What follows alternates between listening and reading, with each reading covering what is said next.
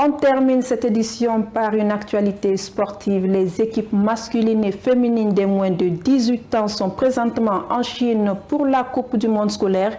Au même moment, ce week-end, les équipes cadettes et juniors de Guinée, après avoir remporté le tournoi IHF, sont rentrées au bercail avec le trophée.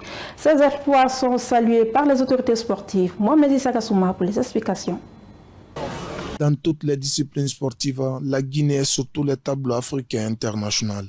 Qualifiées pour la phase finale de la 28e édition de la Coupe du monde scolaire, les équipes guinéennes de moins de 18 ans ont pris la route le week-end dernier pour la Chine afin de représenter dignement le pays. Un gros défi attend ces porte-flambeaux du pays qui doivent hisser haut le drapeau guinéen à Dalia. Outre les scolaires, les champions de la zone de handball sont aussi rentrés au bercail dans la nuit de ce dimanche, les trophées en main après avoir remporté le tournoi IHF junior et cadet.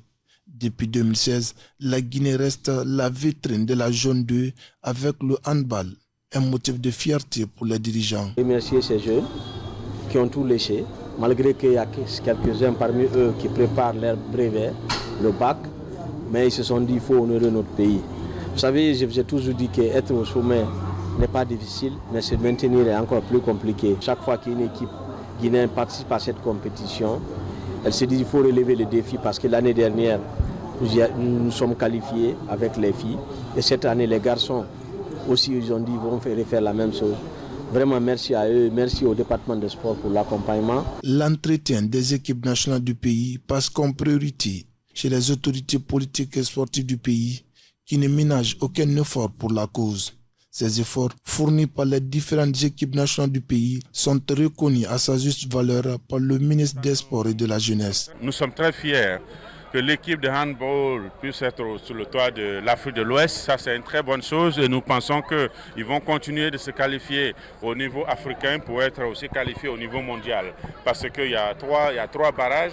Ils ont fait passer le premier barrage, il reste le barrage africain et de ce barrage africain, ils seront qualifiés pour la Coupe du monde. C'est notre souhait le plus ardent. Nous les félicitons et nous félicitons aussi tous ces jeunes aujourd'hui qui sont dans l'avion. Je dis aujourd'hui, c'est 114 jeunes aujourd'hui qui sont en destination de la Chine, d'autres en destination de la Tanzanie. C'est une première qu'aujourd'hui le général a décidé de satisfaire la jeunesse et de montrer à ceux qui s'adonnent au sport que oui, l'État est prêt à vous accompagner. Et ça, c'est un message très fort que nous apprécions. Le pays a rendez-vous dans presque toutes les compétitions africaines et internationales, dans plusieurs disciplines sportives. Un résultat obtenu grâce au combat au quotidien mené par les acteurs sportifs du pays.